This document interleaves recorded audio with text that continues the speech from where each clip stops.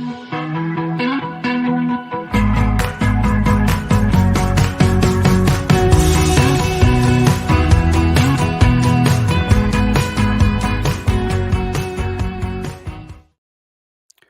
and welcome back to Nolan Financial Radio. My name is Chris McKinney and I'm from NolanFinancialPartners.com. If you'd like more information about what you hear during our show today, give us a call at 719-210-4242 or visit us online at our website, NolanFinancialPartners.com. And while at our website, click on the radio page, check out our past shows, and subscribe to our program on Apple Podcasts, Spotify, YouTube Music, or Amazon Music. For many of us, birthdays mean more than others. When we turn 16, we get a driver's license, right? Jump behind the wheel, get a taste of real freedom. When we turn 65, we qualify for Medicare, which is often an essential part of a successful retirement. But in my role as a financial services professional, I encourage clients to consider turning 50 as a momentous birthday because it's often the ideal moment to review your current financial strategy and consider how probable it is that it will help you maintain your preferred lifestyle during retirement. A lot of financial professionals will consider the half-century mark to be significant because if you aren't set up for a successful retirement, you may still have enough time left on the job to adjust your strategy, change maybe some of your habits, move forward on a more stable path. So before we get into today's show, let me introduce you to my co-host, Tony Shore, who loves visiting his doctor virtually.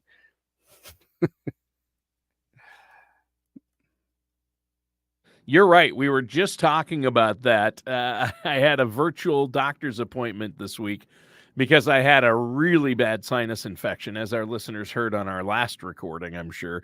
That was a rough one, Chris. That's probably one I should have skipped, but I'm better, feeling much, much better. I mean, I still have a little bit of it, but wow, that was rough, like 4 days of just not being able to breathe and having a massive headache. You know, the headache that's behind your eyes? Right. You ever have that? I hate that. Yep. Right? I have it all the time. Yeah, that's not a fun one. But enough of that. We want to stay positive today. We're all doing great today. And I know that, Chris, we have to make our annual wager. I know we said there would be no wagering. Kids, remember, no wagering. But Chris and I will have to place a bet on the Super Bowl. I know Chris is a big sports guy. We bet for Skittles. So who is your pick to win the Super Bowl? Now, this show will air after the Super Bowl, but we're recording it. We're recording it before the actual Super Bowl, just a few days before. So will it be the Chiefs or the 49ers? So here's the deal. I'm a big college football fan. So I know you are. The last two Super Bowls, the most alumni from any one college in the Super Bowl has been the University of Oklahoma. Well, why is that? Mainly because Kansas City's been in both of them, and they have 4 alumni. The 49ers only have 2. So that makes 6 alumni, which is the most from any single college. So I vote for I like both the quarterbacks. They're both Big 12 former Big 12 quarterbacks. Yes, they are. Right? Yep. Brock Purdy, I mean, coming from nowhere, right? He was the last man picked in the draft. Yeah. And Patrick Mahomes, the wonder kid. So I'm going to go with Kansas City because I think their defense is going to hold up. Their defense has made the difference in a lot of their games. Yeah. And then Mahomes makes it happen, right? So if Mahomes and Kelsey can connect and get hot, it's over with probably. But I think San Fran has an overall better team, but it's hard to compete with Mahomes and Kelsey and that defense. I think it will be close, but I am going with the 49ers. So we just have to come up with a number, a figure. And I'm thinking, obviously I can't afford the same figure. You can, just radio show co-host. They say, what does that mean? But I will say $5 between you and I'll bet $5 the 49ers will win. and $5. I get 5 from you if the Kansas City Niners. Yeah. If Kansas City wins, I get $5. Yeah, Kansas. You're taking Kansas City. I'm taking the 49ers. Yeah. Yes. So, okay, we'll see who's right. Our listeners and viewers watching this probably already know. So they're laughing as they hear this at one of us. That's right. Hopefully you could use that $5. Of course, nowadays, what are you going to buy with $5? A beverage?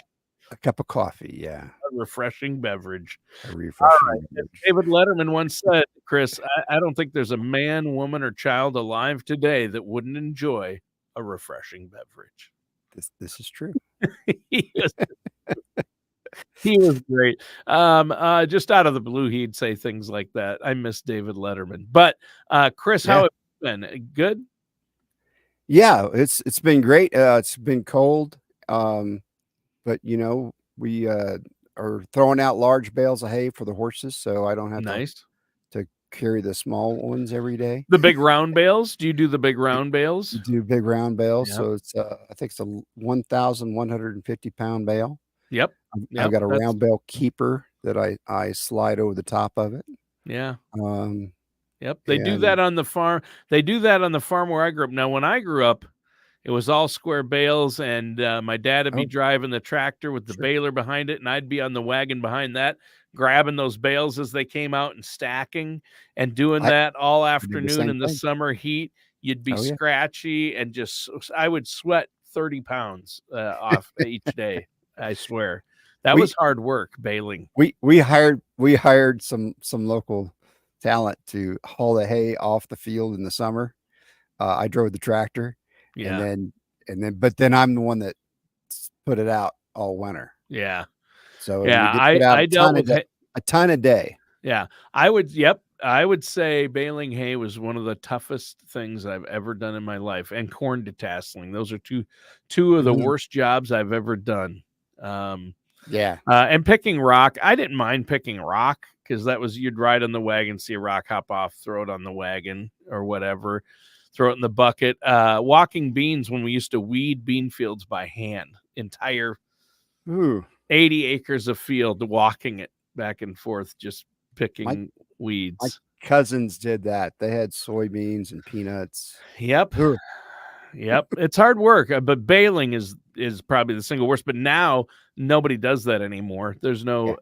It's all the big round bales. Even out on our farm, the big rounds, the big squares. The big squares, they've gone a lot to those because they're easier to haul. They fit on a semi better. Right, you can stack them. That was the whole point initially, and then the round bales. But you can fit so much in one of those round bales. It's crazy. Yeah, that's true. The way the hay lays up in there is amazing. It is. Well, now we do have a financial topic to get to today. Simple but powerful financial steps. So what's the first step you want to talk about? So the idea is that hey, we're around age 50. We're turning age 50. We need to take a look at what we're doing, right? We need to have a strategy for what we're going to do. And if our strategy, we align our strategy with what we should be doing, what we want to do, and how we're going to live in retirement, and make sure that it's a written plan at that point. If you want an idea of a plan if you're 50 is not good enough, because if you do this when you're 50, you've got time to recover. You've got time to get things done before you retire, so that you know how you're going to live in retirement. Right. There is a 2022 Employee Benefits Research Institute survey that said that 47% of people retired sooner than they anticipated. Well, a lot of people thought, well, I'll retire when I'm 67 at full retirement age. No, maybe not, because reality is you might lose your job. Something may happen. Okay. So we want to make sure that we plan for all those kind of eventualities. A lot of people don't get to work quite as long into their 60s. Health things come into play. And if, say, you lose your job and you try to go to a new job in your 60s, the chances of you getting the same salary and benefits are not high. It's really hard to get a job in your 60s because they don't feel like you're going to True. work for them very long. So they Right. don't want to invest. They don't want to put a lot of benefits into you to keep you around because you're not going to work that much longer. Yeah. So Good point. so if you start doing this when you're 50 and get those plans out, that way you'll be ready for your 60s, okay? Yeah. Yeah, well, and it's always good to have a contingency plan as well, right? Yes. I mean, you have to have that contingency plan. You need an initial plan, a contingency plan. You've talked about that, emergency funds, other plans, especially when it comes to working in retirement or when you're going to retire or if you want to keep working. These are all reasons to work with somebody like yourself who have helped many people plan out their retirement. That's right, and one of the main, most simple things we can do is have a well-balanced strategy, okay? Yep. One that has some risk so that we can have growth, but not too much risk that we risk, our money, dropping to by 30 or 40% like the 2000s. We Right. saw people have to go back to work and really reduce their retirement living after the 2000s because of the downturns in the market. So that they may were holding too much risk. So you want to make sure that your risk is balanced, that you have what we call safe money assets that aren't affected by risk, right? So that they're safe from those kind of things. That way, your retirement is predictable. A predictable retirement is a fun retirement. One that is chaotic, and you don't know if you're going to have enough money. It's not as much fun. Right. Yeah, good point. Yeah, I would agree with you there. And you know what? Anyone can make an emotional financial decision or an unwise financial decision in the heat of the moment, right? Yes, We've all been there, but that's why you work with a financial services professional like yourself, right. Chris. You and Tara help people because you don't have that same emotional attachment. You're looking at it from, okay, what's going to be the best decision overall. You're looking at the big picture. You're That's right. not making a snap judgment. You're helping people make wise, thoughtful decisions that aren't going to cost them down the road, right? You put a strategy in place, stick with your strategy. Your strategy can the strategies we put together can weather those kind of storms. Yeah, And so that's why it's important to have that plan written down in place, right?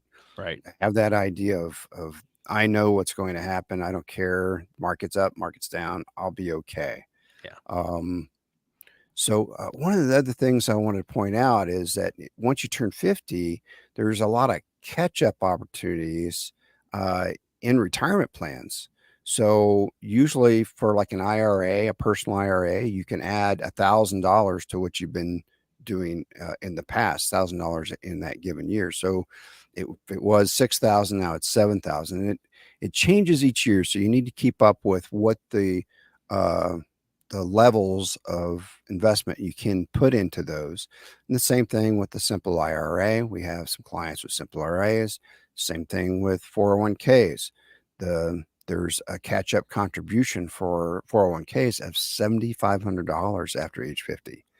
Wow. So so if so it's almost I think $30,500 you can put in to an IRA or a 401k In a in single year, if you're in your 2024. 50s, yeah, if you're over Yeah. 50, yeah.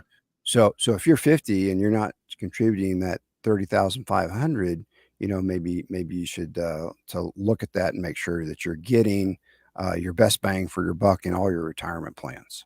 Yeah, that makes sense. And those catch up provisions seem like a really good option for people. If you have the means, put more in there, utilize those catch up That's provisions. right. I think that makes sense. Now, I have a question for you, Chris, Okay. about debt, the effect of Oh, debt on those who are 50 and over. What can you tell us about that? so a debt can be a significant problem if you've got uncontrolled debt, right? Right. So we're talking debt outside of your mortgage. So if you've got debt, say maybe you put in a solar panels on your house, Sure. and it's got a variable interest rate, and now it's up at 8%. Maybe you need to figure out a way to get that paid down. If you got credit card debt, that's probably the highest debt. Those credit card rates are uh, north of 10% in a lot of cases. So this uncontrolled debt. Oh yeah, there's credit card debt. Credit card Yeah, interest rates are up to 30% now in some is that cases. right? Ah, Yeah. I I Most of them now range between 24 and 30%. I don't track that very well because we don't carry debt. You don't carry it over from month to month. You pay it off. That's We pay it important. off, and so that's the best thing to do. But Yes. until you can get there, you need to figure out what you're paying the most on and start paying that down. Create a strategy that gets that uncontrolled debt paid off. Yeah, and just Uh, paying the minimum balance each month isn't going to do it. it's not gonna work. No. Nope, doesn't work. So you need a plan. And again, I know you and Tara help people with this. You Yes. help your clients look at which debt they should pay down and which debt they should pay down first now, and where that money should come from. Now, we should Yes. probably take a quick break here, Chris, to let our listeners know how they can get a hold of you and set up a no cost, no obligation consultation. That initial consultation, there's no charge. How can our listeners get a hold of you if they have questions? Yes, to set up that consultation, please give us a call at 719-210-4242. Visit us online at our website, nolanfinancialpartners.com, so you can check us out, and then give us a call, 719-210-4242. All right. Yep. NolanFinancialPartners.com. That's a great website with a lot of great resources. So I've enjoyed our conversation today. You've been talking about simple but valuable financial steps our listeners can take now as they get ready to head into retirement in a few Right. years with more confidence, right? So where do you want to go next? So, we were mentioning debt. There's another debt that a lot of parents are having to deal with, and that's college debt for their kids. I And have three, count them, so, three. and for kids to go to school, you almost have to take out a loan because the colleges have gotten so expensive. Yeah. And then housing is so expensive at the universities. And so And almost food everybody and parking and and food everything. and everything. Books. Yeah. Books. None of What it's what included, by the way. It's all a la carte, too. That's right. Tuition is outrageous. When they hear, oh, colleges, this costs this much, that's very expensive. Then there's a room and board, Right? which are housing and food plan, and which food plan you want, and it's not cheap. And then No. if your child wants to have a car on campus, yikes. At least most colleges are very expensive. Yeah, the I remember the parking fee was $13 a semester for me in college. I think it's changed. Yeah, my daughter's parking fee in St. Paul, Minnesota is 350 maybe, or Wow. Per semester. yes. Yeah. Yeah. Wow. Yeah. Yeah, wow is right. You can't make that up. It's just No. crazy. Of But course, in so high school, the parking for a year at the high school she's from was $300 a year at Stillwater High School to park in the high school parking lot. I can't even I don't even understand that. I paid Yeah, I don't $300 either. for my car. Right. Same. My first car was a 1962 Plymouth Valiant with push button transmission that my dad got off a guy for $50 and it was rusted out. And you could park for free anywhere at that time. In my Sure. entire town of Worthington, I don't think there was paid parking anywhere. Right? I don't think you could pay for parking Neither anywhere in the entire city at that point. right. Well, we didn't have a stoplight in my town, so Oh, well, yeah, my town was a town of 11,000 people. I mean, we had a McDonald's, but there was no paid parking anywhere that I knew of, so. right. That's great. But anyway, so that's we got to have a solution for um, taking out those loans and getting those loans paid for for the kids. Um, you want to start your kid off good, but maybe you have a realistic talk about where they're going to go to school and how much they are going to pay for things. Maybe they don't need to have a car at college, that first couple years. Things like that. uh, you have to have that financial discussion with kids. You just can't give them everything. And a I financial know you're a good advisor. dad and you do, but Yeah, and you need a strategy to cover college costs. that's right. There are 529 plans, there are ways to do it with IRAs, there are ways to do it with other vehicles. So That's right. I think you need to have that conversation with a financial professional, right? Right. Roth IRAs are can be used for education as well. Yes. So there's lots of good avenues out there. Yep. Yeah. So the next thing that I kind of want to talk about, and something that Tara and I have started to hit, is taking care of yourself, health wise, right? Yes, healthcare. Making sure your diet and exercise plan is a little bit more robust than when you're in your 30s and 40s, because you didn't have to, right? But guess what? As you get older, it takes a little bit more effort to move around. Takes a little bit more effort to make sure you're eating good food instead of just stopping by McDonald's or Wendy's and getting a burger. Maybe you get opt in for the salad and some fresh fruit. Right. You Yep, know, good idea. And I've been working at that. I've lost a few pounds. I'm trying to get healthy. I'm in my oh, 50s nice. Yeah. now. I mean, it's hard to believe I'm in my 50s looking at me, but yes, it's Chris, it's my immaturity. It throws people off. They think I'm younger. But you're right. Healthcare costs in retirement are one of the biggest expenses you're going to have in retirement. Exactly. And so if you take care of yourself health wise, that will also help the wallet. And so that's why I always talk to my clients about doing what's good for your health. There's pillars of your life, and health is a big part of it. Yeah.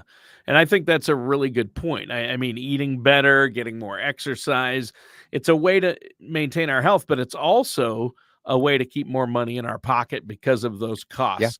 Yeah. And an unhealthy lifestyle is going to increase those healthcare expenses later down the road, right?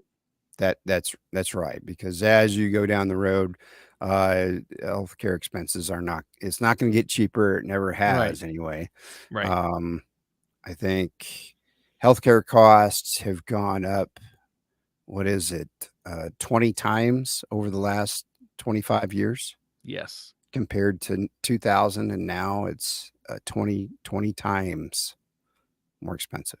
Yep. Isn't that crazy? It's nuts. Crazy. So so take care of yourself, and then get good health care. So the thing that ties into this is long-term care insurance, right? So a lot of people that are in their 50s are dealing with their parents facing going into a long-term care facility. And so they're starting to realize that maybe I should have something to make sure that I can get long-term care services when I'm there, right? I don't pass that burden on to my kids like my parents just did to me yesterday. Um, that way we can have knowledge that we're going to be okay no matter what happens, and we're not going to leave on a legacy of debt to our kids. And also that the services don't create a huge dent in your savings for your spouse, right? So that's the other part about it is, you can really drain your finances by getting into a long-term care facility. Those can range anywhere from $7,000 to $10,000 a month. So it's something you really and that does include the healthcare cost that goes along with it. That's just the living expenses. So something that you really need to think about. There are different avenues for long-term care insurance. So you need to talk to a financial services professional to make sure that you have a strategy that goes through that. Yeah. You don't necessarily have to get straight up long-term care insurance No, where the money goes in and if you don't use it, you never get it back. There are other options out there now. And I think people don't realize that there are that's other strategies to help deal with that. And I know you and Tara work hard to find the best possible solution depending on people's circumstances, right? Yeah, you want to create a thorough life insurance strategy, and so that that life insurance can also help with long term care insurance. So you can make those so that they kind of marry up.